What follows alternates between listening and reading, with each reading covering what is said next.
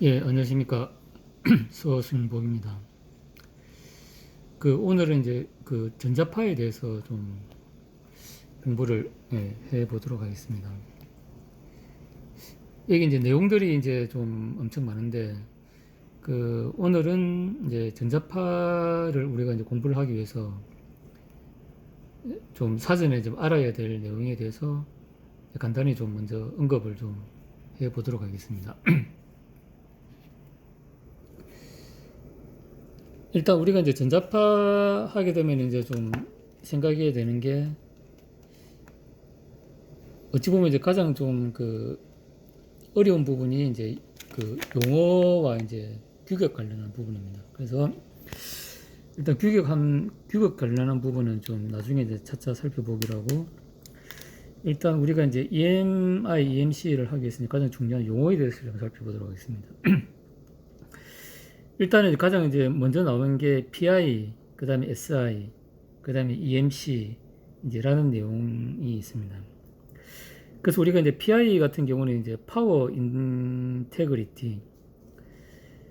그러니까 이제 우리가 이제 전기로 되는 이제 어떤 이제 장치를 구동하려고 그러면은 이제 전기가 이제 공급이 돼야 됩니다. 그래서 이제 기본적으로 이제 파워 소스가 있어야 되고, 그 다음에 걔를 이제 구동을 하려고 그러면은 이제 많은 디지털 신호가 이제 왔다 갔다 해야 됩니다.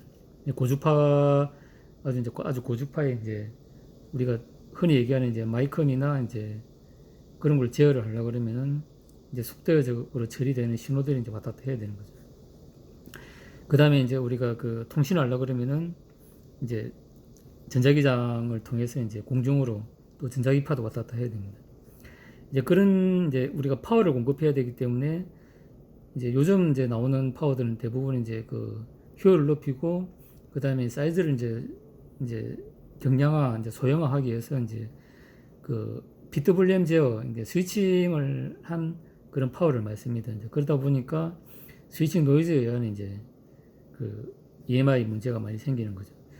그래서 이제 파워를 공급하기 할 때 생기는 이제 파워 인테그리티. 그러니까 우리가 파워를 공급하는 데 있어 가지고 스위칭 제어를 함에 있어 가지고 이제 EMI 발생을 이제 줄여야 되는 부분이 있고, 그 다음에 우리가 이제 제어를 하기 위해서 이제 디지털 신호들이 이제 왔다 갔다 하는 과정에서 어떤 신호의 어떤 이제 또 신호에 의한 EMI 발생을 또 최소화해야 됩니다. 그래서 이제 크게 두 가지죠. 이제 파워, 이제 PI, SI, 이제 이런 관점에서 우리가 이제 EMI의 어떤 이제 그런 이제 특성을 파악을 해야 됩니다. 그 다음에 우리가 이제 흔히 전자파 하면은 이제 이게 EMC로 이제 통칭이 됩니다. EMC는 뭐냐면은 일렉트로마그네틱 이제 컴패티빌리티 해가지고 어떤 EMI 환경에서 우리가 이제 장비가 얼마나 이제 잘 적응을 하느냐는 겁니다. 그래서 우리가 이제 EMC에 이제 두 가지가 있는데 EMI가 있고 EMS가 있습니다. EMI는 뭐냐면은 우리 장비가 이제 이제 전자파를 이제 다른 장비에 아주 나쁜 영향을 주는 전자파를 발생시키면 안 되는 것이고, 그 다음에 EMS는 뭐냐면 다른 장비로부터 이제 유해한 전자파가 이제 입력될 때 거기다 어떤 내성을 가져야 된다는 겁니다.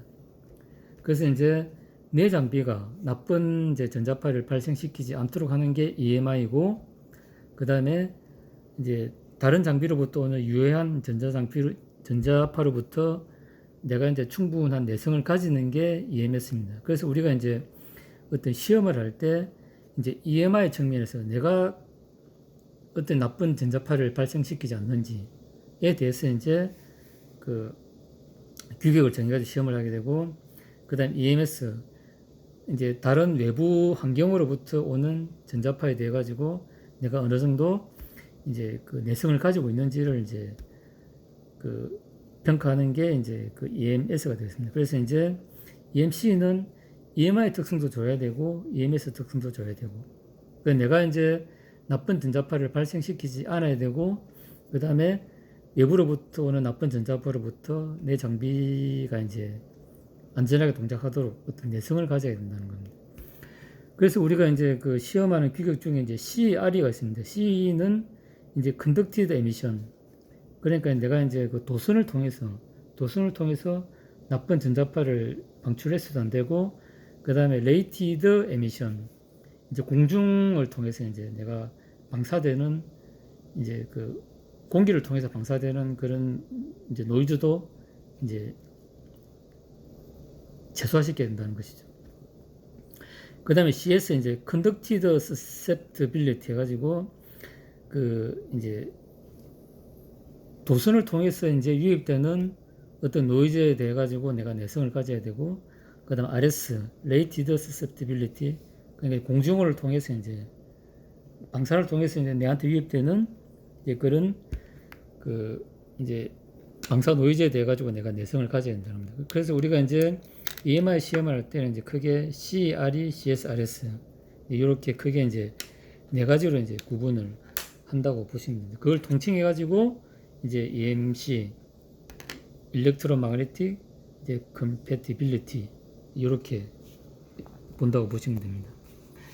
그래서 우리가 이제 가장 대표적인 게 이제 밀리터리 규격인데, 여기에 보면 이제 C102, 101, 102, 그 다음에 106, 그 다음에 CS101, 103, 104, 105, 그 다음에 이제 CS114, 115, 116까지 있고, 그 다음에 이제 RE 이제 102, RS103. 그래서 우리가 이제 그 대표적으로 이제 그 많이 하는 게 요 노란색으로 이제 표시된 이런 부분입니다. 그래서 이제 우리가 기본적으로 이제 그 민수든 이제 그 뭐 방사능도 떠나지 않아 가지고 기본적으로 하는 게 이제 CS하고 CS102하고 RE101을 이제 기본적으로 좀 한다고 보면 됩니다. 그 다음에 이제 그 이제 항공 장비냐 지상 장비냐 해상 장비에 따라서 이제 규격이 다른데, 여기에 보면 이제 그 내용들이 이제 이렇게 나와 있습니다. 그래서 각 규격이 돼가지고 이제 반드시 이제 시험을 해야 되는 거, 이제 하지 않아도 되는 거, 뭐 이런 게 이제 규격으로 정해져 있습니다. 그래서 이제 좀 살펴보면은 CS102는 이제 우리가 그 이제 그 와이어 이제 전선을 통해서 이제 유입되는 그런 걸 이제 측정을 하는 겁니다. 그러니까 이제 내 장비가 그 파워 케이블을 이제 신호 케이블을 통해서 이제 밖으로 이제 그 전자파 노이즈를 얼마나 방출하는지를 이제 측정하는 게 이제 CS102이고, 그 다음에 CS101 같은 경우는 이제 그 파워 라인에다가 이제 임의로 이렇게 이제 트랜스포머를 이렇게 이제 설치를 합니다. 그러니까 이제 파워 라인에다가 이제 시험하는 대상의 파워 라인을 끊고 그 안에 이렇게 이제 트랜스포머 같이 이제 우리가 자기장으로 이제 노이즈를 임의로 가해줄 수 있는 이제 그런 이제 장비를 설치한 다음에 여기다 임의적으로 이제 그 자기장을 통해서 이제 내 장비에다가 이제 노이즈를 가해주는 거죠. 그래가지고 내 장비가 문제가 없어야 됩니다.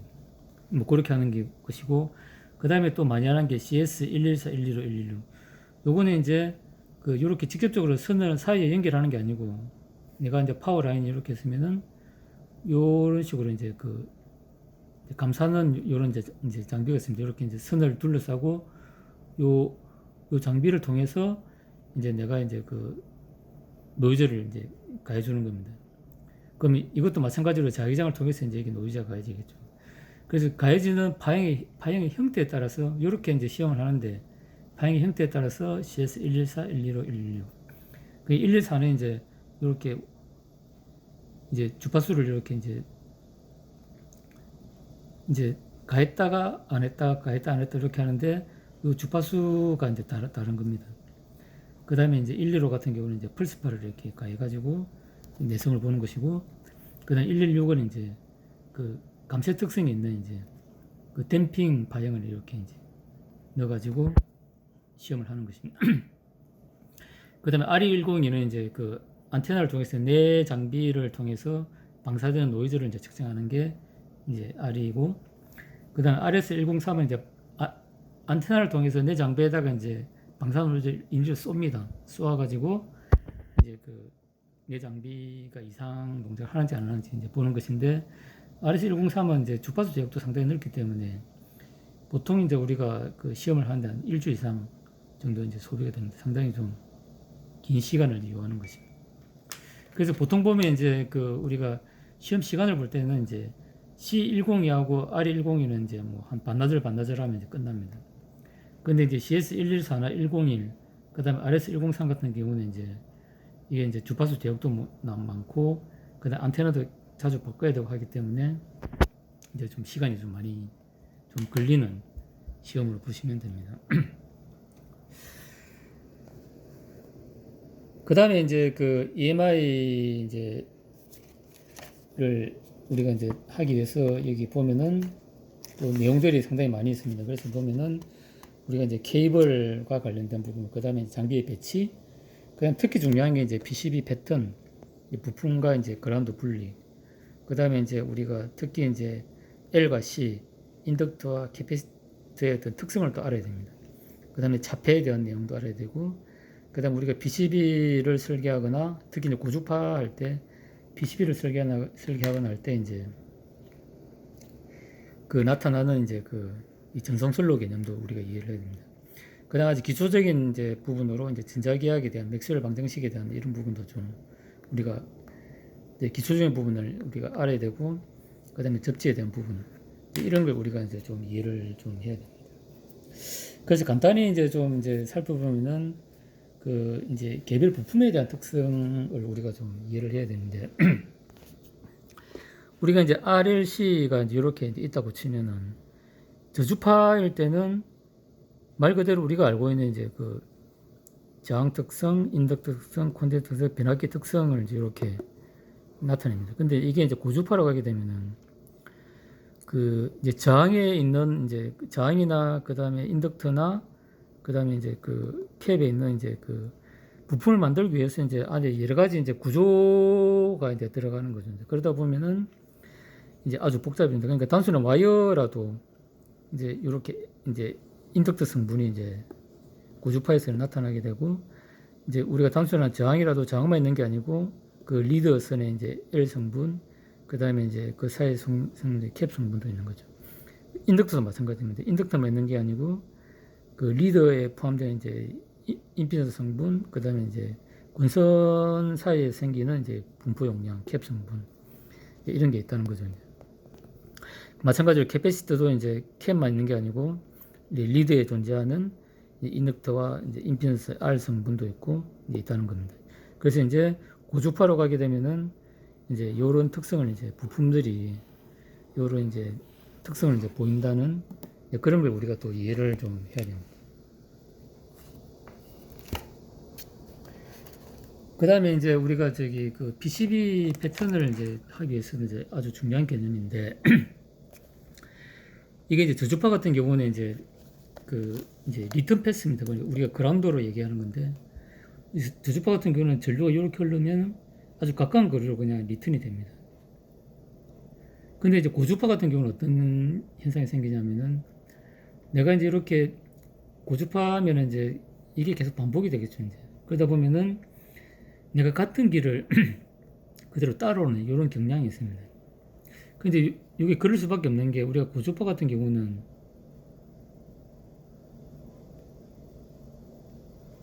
그냥 고주파 같은 경우는 그냥 그 LC 회로의 이제 반복입니다. 이렇게.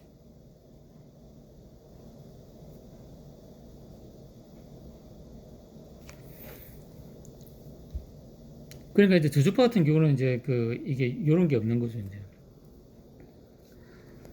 우리가 이제 그 고주파 같은 경우는 그러니까 단순한 와이어 같은 경우는 저주파일 때는 그냥 아무 저항도 없는 와이어지만은, 고주파는 이제 L과 어떤 이제 L 성분이 생기게 되고, 그다음 와이어 간에 이제 캡 성분이 생기게 되는 거죠.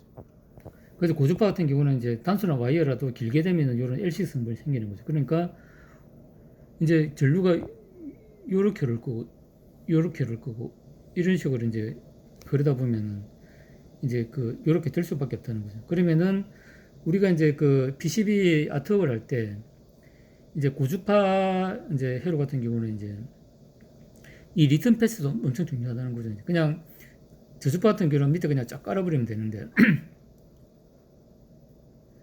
근데 고주파 같은 경우는 이제 이게 고주파 같은 경우는 이제 우리가 적정으로 구성이 되고 아주 다양한 경도를 거치기 때문에 내가 이제 이 가는 이제 신호만 이제 신경 쓸 것이 아니고 갔다가 이제 돌아오는 신호도 이제 그 비하우를 이제 뚫을 때 옆에다가 리턴 패스를 만든다든지 이런 게 이제 상당히 이제 좀 이제 중요하게 되는 거죠. 그래서 이제 이런 어떤 이제 기본 개념들이 이제 있는 겁니다. 그래서 우리가 이제 EMC 이제 전자파에 대해서 이제 우리가 좀 공부를 하려고 그러면은 이제 기본적으로 이제 전원 소스에 대한 이제 파워 인테그리티, 그 다음에 시그널 인테그리티. 이제 결국에는 이제 요 파워나 이제 시그널 같은 경우는 결국은 이제 이런 이제 스위칭을 한다는 겁니다. 이 둘 다 마찬가지입니다. 그래서 여기에 생기는 이제 이 노이즈를 얼마나 이제 제거해 주느냐 이제 하는 게 이제 핵심이라는 거죠. 그래서 정리를 해보면 이제 우리가 파워 인테그리티, SI, 시그널 인테그리티 개념이라는 게 있고, 그 다음에 우리 전자파를 이제 통합하는 게 이제 EMC, 그러니까 이제 아주 무결하다는 게 아니고, 이제 내가 이제 그 내 장비도 어느 정도의 이제 그 이제 다른 이제 장비에 이제 나쁜 영향을 주는 전자파를 이제 낼 수는 있습니다. 근데 이제 그 만들어낸 정도를 줄여야 한다는 게 이제 EMI 개념이고, 그 다음에 이제 바쿠에서 들어오는 이제 어떤 그 전자파로부터 내가 내성을 가져야 한다는 게 EMC 개념입니다. 그래서 이제 우리가 규격할 때는 이제 CRE 개념이 있고, 내가 이제 주는 정도가 적어야 된다는 것이고, CSR에서 이제 외부로부터 오는 이제 그런 전자파로부터 내가 내성을 가져야 한다는 게 이제 CSRS 이제 개념으로 보시면 될 것 같습니다. 그 다음에 이제 케이블 PCB, 그 다음에 개별 특성 부품, 그 다음에 자폐, 전송 슬로, 전자기압, 접지에 대한 개념을 우리가 이제 좀 알아야 된다 하는 것입니다. 그래서 이제 요 자세한 부분은 이제 차차 이제 요 책들을 통해서 좀 공부를 해 가도록 하겠습니다. 이상 감사합니다.